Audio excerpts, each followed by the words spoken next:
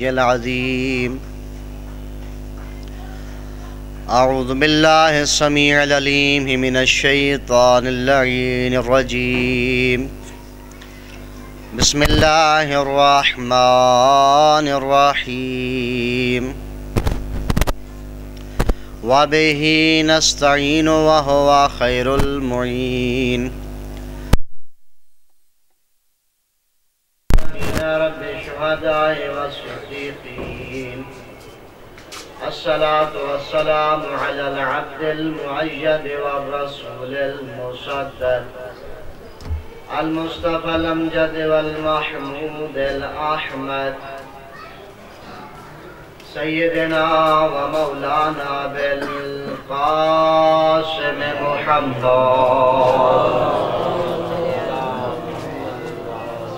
والصلاة والسلام على آله الطيبين الطاهرين المعصومين. أما بعد فقد قال الله تبارك وتعالى في كتابه المجيد وقوله الحق وهو أصدق الصادقين. بسم الله الرحمن الرحيم. إنا أعطيناك الكوثر فصل لربك وانحر إن شانئك هو الأبتر. الصلوات. معزز سامعین محترم، توجہ ہے کہ بات کو شروع کیا جائے. انتہائی مختصر دو چار باتیں آپ کی خدمت میں عرض کرنی ہے. قرآن مجید فرقان حمید کا انتہائی مختصر سورہ جسے سورہ مبارکہ کوثر کہا جاتا ہے، یہ سورہ کب نازل ہوا؟ جب اللہ کے رسول صلی اللہ علیہ وآلہ وسلم آپ کے بیٹے طیب و طاہر اور قاسم کی وفات ہوئی، اور اس وفات کے نتیجہ میں جو مشرکین مکہ تھے، کفار مکہ تھے، وہ یہ آپ کو طعنہ دینے لگے کہ یہ رسول اس کا کوئی بیٹا تو ہے نہیں، یہ جو زحمتیں کر رہا ہے، تکالیف اٹھا رہا ہے، یہ ساری زحمتیں، یہ ساری کوششیں، یہ ساری تکالیف، یہ ساری محنتیں بس چند سالوں کی مہمان ہیں، کوئی فرزند تو ہے نہیں، کوئی جانشین تو ہے نہیں، ختم ہو جائیں گی بس. وہ اس امید سے بیٹھے تھے کہ اللہ رب العزت نے اس نوید سورہ کو، اس خوشخبری والے سورہ کو نازل فرمایا. بسم اللہ الرحمن الرحیم. انا اعطیناک الکوثر فصل لربک وانحر. اے رسول، یہ تجھے ابتر ہونے کا جو طعنہ دے رہے ہیں کہ تیری کوئی نرینہ اولاد نہیں ہے، انہیں بھی بتا دے اور تو بھی یہ بات سن لے کہ اے رسول، ہم نے تجھے کوثر عطا فرمائی ہے. یہ کوثر وہ نعمت عظمہ ہے کہ فصل لربک وانحر. اب تو اس نعمت عظمہ کے عوض اللہ کی عبادت کرتا چلا جا اور قربانی دیتا چلا جا. پر محمد و اہل بیت محمد بلندتر صلوات.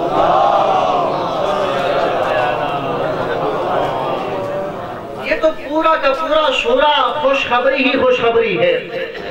آخری آیت میں فرمایا اِنَّا شَانِئَكَ هُوَ الْأَبْتَرُ. ظاہر ہے اگر مسلسل طعنے مل رہے ہو، مسلسل لوگ باتیں کس رہے ہو کہ یہ ابتر ہے، اس کی کوئی اولاد نہیں، اس کی نرینہ اولاد نہیں ہے، اس کا کوئی بیٹا نہیں ہے، اس کا کوئی جان نشین نہیں ہے، دل میں ایک بات تو آ جاتی ہے. آخر یہ انسانی فطرت کا تقاضا ہے جب یہ بات آئی تو اللہ کے رسول کو یہ خود اللہ نے فرمایا اے رسول یہ جو باتیں کر رہے ہیں ان کی اولادیں تو ختم ہو سکتی ہیں، اللہ تیری اولاد کو تا قیامت تک جاری فرما دے۔ مجھے بتاؤ کہ ابو جہل کا کوئی بیٹا موجود ہے؟ ابو لہب کی کوئی اولاد موجود ہے؟ عتبہ، شیبہ، ولید، ان کے کوئی چاہنے والے، کوئی ماننے والے موجود ہیں؟ نہیں۔ اگر ہیں تو آج بھی دنیا کے ہر گوش و کنار میں رسول کی اولاد سادات موجود ہیں۔ عزیزان محترم، بس دو جملے عظمت جناب سیدہ پر عرض کرنے۔ کون ہے جناب فاطمہ؟ کون ہے جناب سیدہ؟ یہ وہ بی بی ہے جن کے بارے میں لکھا کہ جب یہ بی بی تشریف لاتی تھی اللہ کے رسول اپنی مسجد کو چھوڑ دیا کرتے تھے۔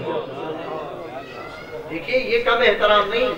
اگر کسی کا احترام کرنا ہو عام طور پر باپ اپنی بیٹیوں کے لیے مسجد نہیں چھوڑا کرتے، بیٹیاں اپنے باپ کے لیے مسجد چھوڑا کرتے۔ یہاں باپ اپنی بیٹی کے لیے مسند چھوڑ رہا ہے، معلوم ہوتا ہے اس بیٹی کا کوئی اعلیٰ عرفہ مقام ہے۔ توجہ فرمائیے گا عزیزان محترم، جناب سیدہ کے بارے میں حضرت امام جعفر صادق علیہ السلام اس طرح نہیں مل کر بآواز بلند صلوات پڑھی ہے۔ حضرت امام محمد باقر علیہ السلام سے منقول ہے کہ جب قیامت کے دن اعمال کو تولا جائے گا تو سب سے وزنی عمل صلوات کا پڑھنا شمار کیا جائے گا۔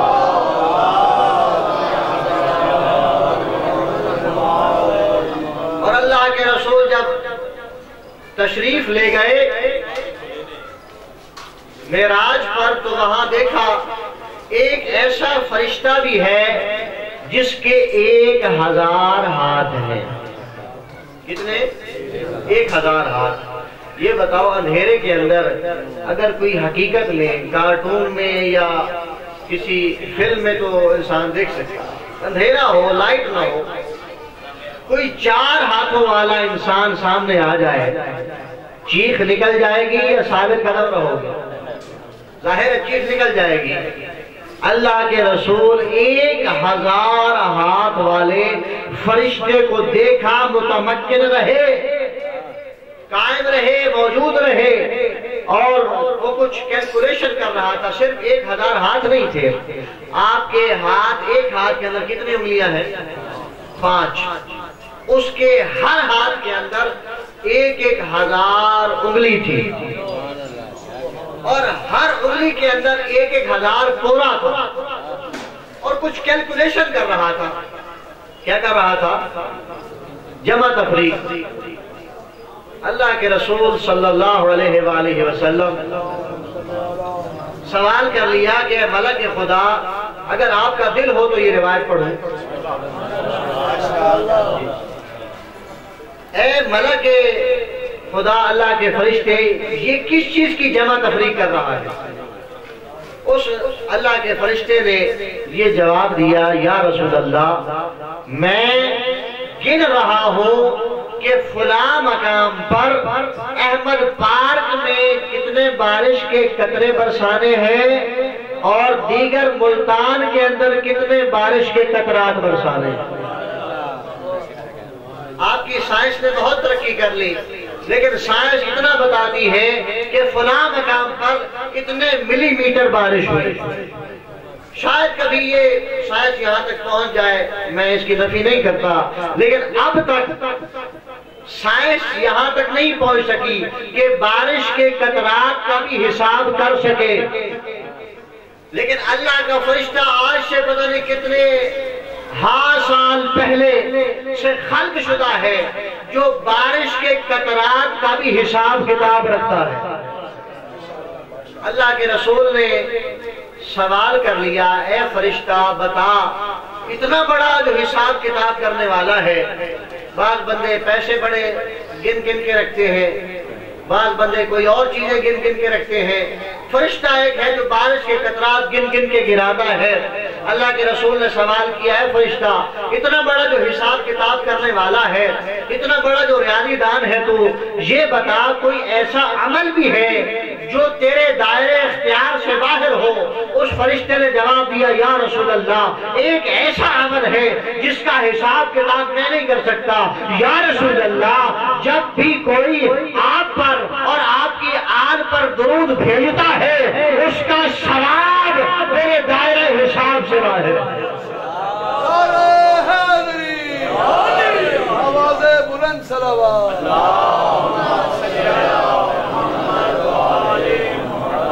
صلوات کا پڑھنا بہت بڑی عبادت ہے، بہت بڑی عظمت ہے صلوات کا پڑھنا۔ ہدیہ مختومہ کونین بآواز بلند صلوات۔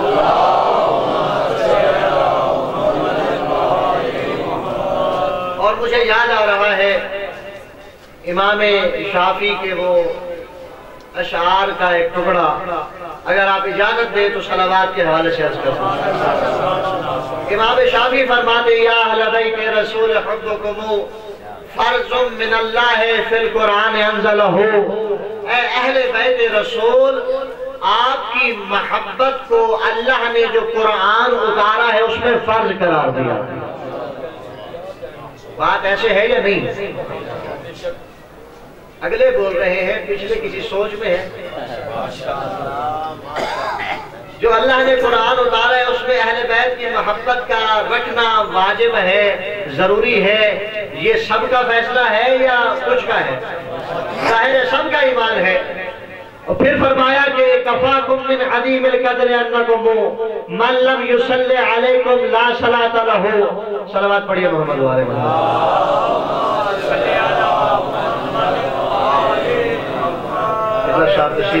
شہدائے کربلا بآواز بلند صلوات۔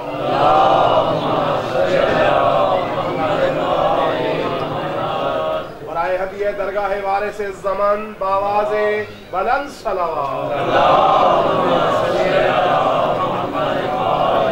بس تو بات کو ختم کروں، بات کو مکمل کروں۔ امام شافعی فرماتے ہیں کفاکم من عظیم القدر انکم من لم یصلی علیکم لا صلاۃ لہ۔ کوئی ہاتھ کھول کے نماز پڑھے، یہاں ہاتھ باندھ کے نماز پڑھے، یہاں ہاتھ باندھ کے نماز پڑھے، یہاں ہاتھ باندھ کے نماز پڑھے، جیسے مرضی نماز پڑھے، یہ امام شافعی کے الفاظ ہیں، میری لفظ نہیں ہے۔ فرماتے ہیں جیسے مرضی نماز پڑھے، ہاں ہاتھ کھول کے پڑھے یا باندھ کے پڑھے، جس انداز میں نماز پڑھے، لیکن جب نماز پڑھے نماز کے اندر درود نہ پڑھے اہل بیت پر، اللہ اس نماز کو ہی رد فرما دیتا۔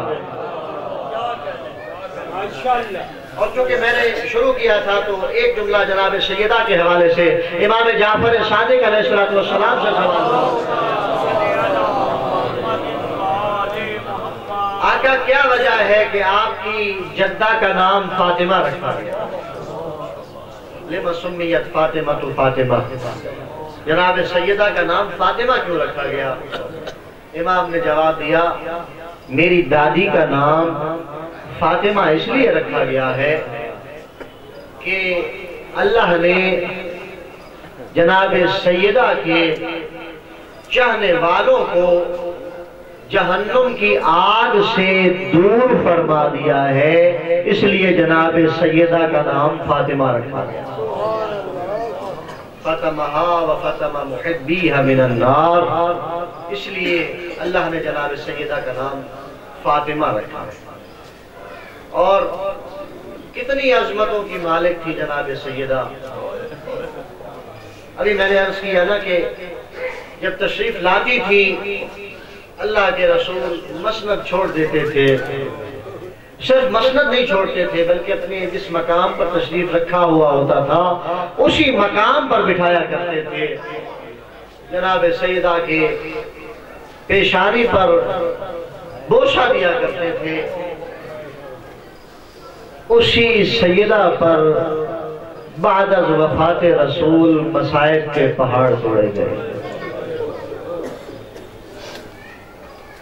آپ سوچتے ہوں گے، میں سوچتا ہوں، ہر ایک سوچتا ہے عزادار، کہ اللہ جانے کتنے مصائب آئے جناب سیدہ پر کہ بی بی کو فرمانا پڑا صبت علیہ مصائب لو انہا صبت علی الایام سرنا لیالیا، کہ اے بابا جان آپ کے جانے کے بعد آپ کی لاڈلی دختر پر اتنے مصائب اٹھائے گئے، اتنے مصائب کے پہاڑ اٹھائے گئے کہ اگر سفید دنوں پر آتے سیاہ راتوں میں بدل جاتے، عزاداروں کتنے مصائب آئے ہوں گے۔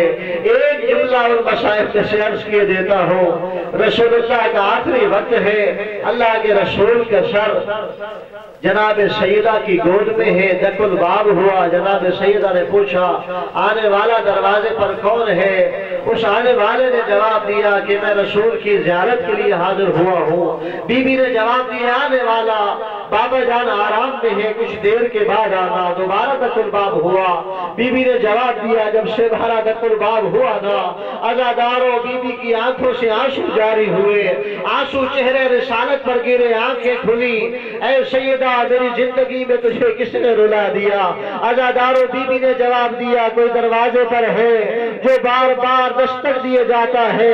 جناب سیدہ سے رسول اللہ نے یہی فرمایا اے سیدہ یہ جس دروازے پر بھی جاتا ہے اس سے اجازت لے کر نہیں جاتا، اے زہرا یہ تیرے دروازے کی عظمت ہے کہ تجھ سے اجازت لے کر داخل ہونا چاہتا ہے۔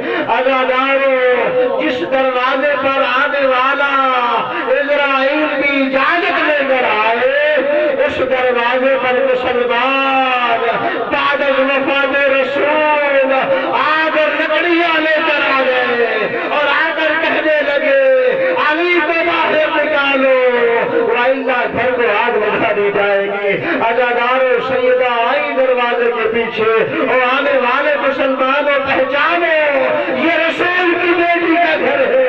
آنے والے کہنے لگے وائد ہے تو ہو، علی کو باہر نکالو۔ جناب سیدہ نے مزید تعارف کروایا اور آنے والے بھولتے تو نہیں ہو، اس گھر میں حسن و حسین رسول کے نواسے رہتے ہیں۔ آنے والے کہنے لگے وائد رہتے ہیں تو رہے، بس آخری جملہ سن لیجئے۔ عزاداروں ان آنے والے نے صرف دھمکی نہیں دی بلکہ دروازے کو آگ بھی لگائی گئی۔ جب آگ کے شعلے بھڑکنے لگے نا، ایک لائن نے بڑھ کر دروازے کو دھکا دیا، دروازہ پہلو سیدہ پہ گرا، جناب سیدہ کی آواز بلند ہوئی آفیزہ سہارا دو، ظالموں نے محسن کو شہید کر دیا۔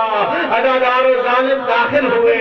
سنین ابن قیس ہلالی کی کتاب میں لکھا ہے حضرت سلمان فارسی سے سنین نے سوال کیا اے سلمان میں نے سنا ہے کہ لوگ جناب سیدہ کے گھر میں داخل ہوئے تھے۔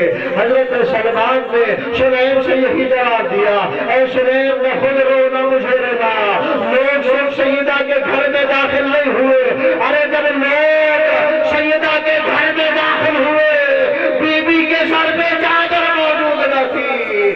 عزادارو اجرکم علی اللہ، بس آخری جملہ سن لیجئے۔ لوگ داخل ہوئے، جناب علی کو گرفتار کیا، مولا علی کو گرفتار کیا۔ کیسے گرفتار کیا؟ حضرت علی کے امامے کو اتارا گیا، علی کے امامے کو علی کے گلے میں ڈالا گیا اور گھسیٹتے ہوئے لے چلے۔ جناب سیدہ نے جب دیکھا برداشت نہ کر سکی، پہلو کا درد بھول گیا۔ عزادارو کیا کیا؟ جناب سیدہ نے حضرت علی کے، امام علی کے، مولا علی کے، آقا علی کی ابا کے دامن کو پکڑا اور یہ کہا خلو ابن عمی، ارے علی کو چھوڑ دو، علی کو چھوڑ دو۔ ظالموں نے دیکھا جناب سیدہ زخمی ہے، کچھ علی کو کھینچیں گے، جناب سیدہ کا ہاتھ چھوٹ جائے گا۔ ظالموں نے جو علی کو کھینچا، جناب سیدہ بھی 7 سال۔